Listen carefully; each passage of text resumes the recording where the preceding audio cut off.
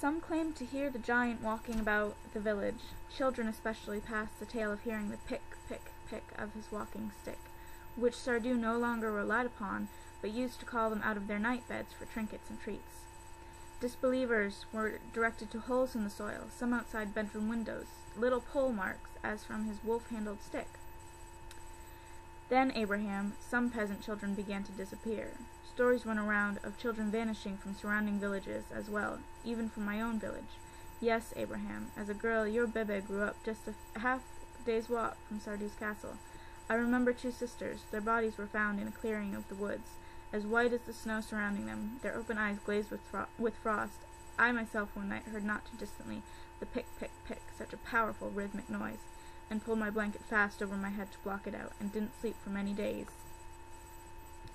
Much of Sardou's village was eventually abandoned and became a cursed place.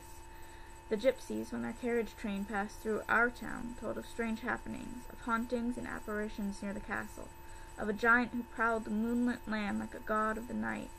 It was they who warned us, eat and grow strong, or else Sardou will get you.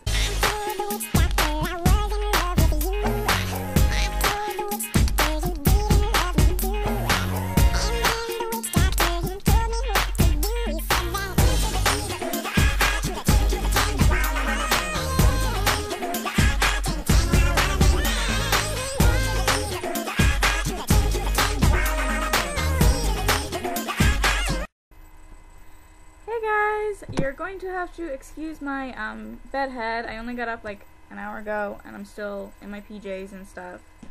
I didn't expect to be back so soon, but at 3:30 this morning, just after I finished uploading my first vlog, I finished this, and that first part you see of the vlog is actually the passage from the book, and it's Abraham Satrakian's grandmother telling him the story of Youssef Sardou, and it sets the groundwork well for the whole story. It really does. I think that was really what drew me in at first, because it was just it really does suck you in.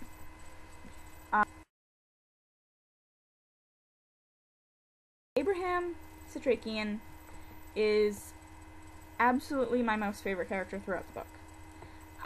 He's not even the main character, but he lays a lot of the groundwork, and groundwork is important. But no, Ephraim Goodweather is actually the main character. He works for the CDC, and he's investigating this kind of whatever has killed all these people on the plane. Leaving only 4, again, survivors. They're not actually alive. Let's just put it that way. And just, yeah.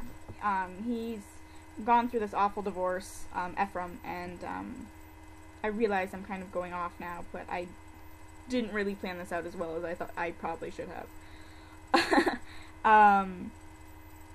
And yeah, Ephraim's gone through this really horrible divorce from his wife Kelly, whom he still absolutely loves, and is dating this total douchebag named Matt, who works at Sears. And he has an 11 or 12-year-old son named Zach, and they're fighting for custody for him, which really, it does pull at your heartstrings, because it's obvious, you can tell, that he really loves his son, and it's kind of tearing him apart. And, but like I was saying, despite everyone else in the book, Satrakian is absolutely my favorite character. And it has these, they're called, I guess, well, they're called in the book interludes. And it's just a look, into the past of, Satrakian's life. He was imprisoned in a Nazi concentration camp. And, he's kind of just had this constant fear following him, and he describes it as the pick, pick, pick of Youssef's stick, which rhymes. It's the characterizations in this book are so well thought out. essentially the background is of the vampire mythology is that there are 7 great ones, 7, I don't know, elders or something like that. It's and just the thing is that there are 3 in Europe and there are 3 in America, and then there's this one rogue, the Master. And the 6 split between the 2 continents are they're kind of civilized. They've somehow reached some kind of agreement that the world does not need to know about them, that you know, they are civilized. And the Master is this rogue who wants this war between humans and vampires and all that fun stuff. And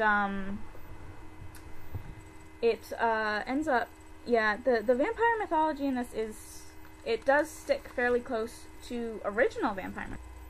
And I believe it is white birch or silver birch, wooden stakes, which actually, the real history in vampire mythology is wooden stakes became known as a weapon to vampires because it's what people in the old country used to keep the vampire pinned within the coffin, or the dead person, whatever you want to refer to it as.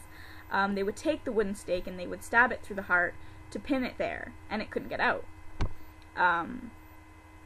And so that's where that comes from. But really, the only way to kill a vampire in the strain is to behead it or expose it to sunlight.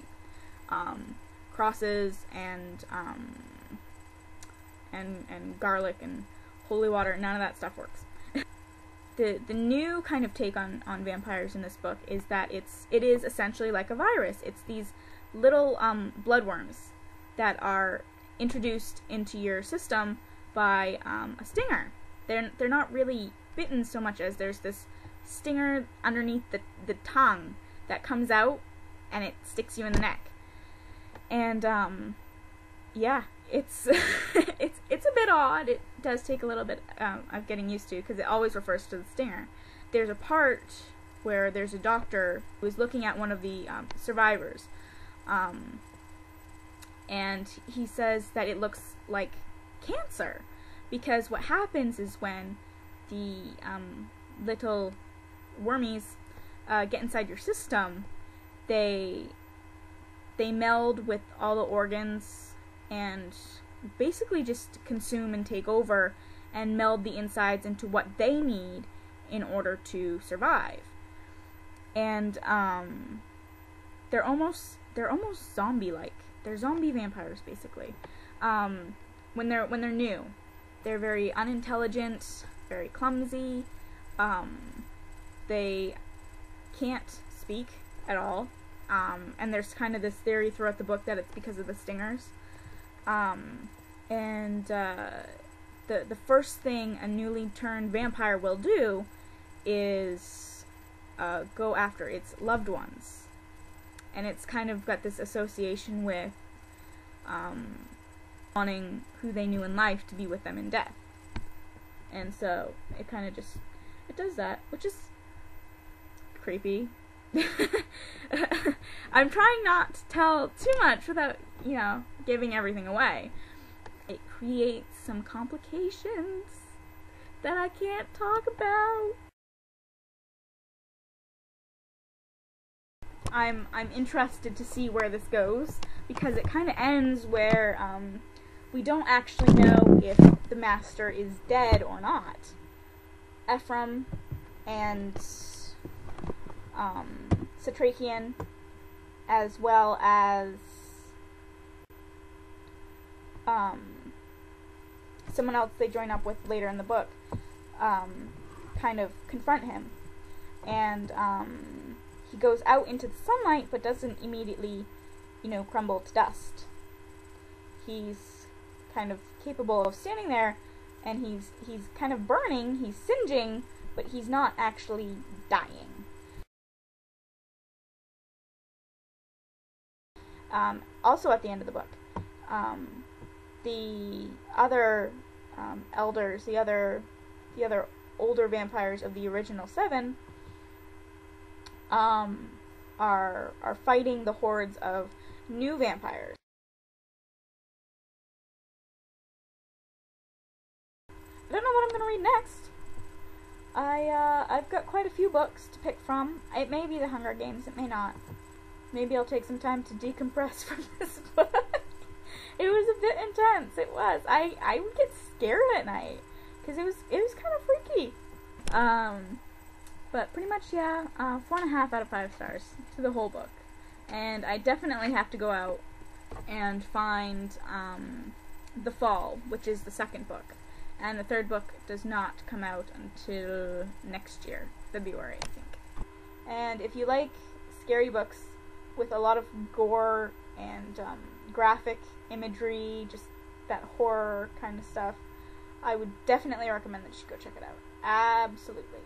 I'm awesome. No, you're not, dude. Don't lie. I'm awesome. I'm driving around in my mom's ride. I'm awesome. A quarter of my life gone by, and I met all my friends online. Motherfucker, I'm awesome. No, you're not, dude. Don't lie. I'm awesome. I'm driving around in my mom's ride. I'm awesome. A quarter of my life gone by, and I met all my friends online. Motherfucker.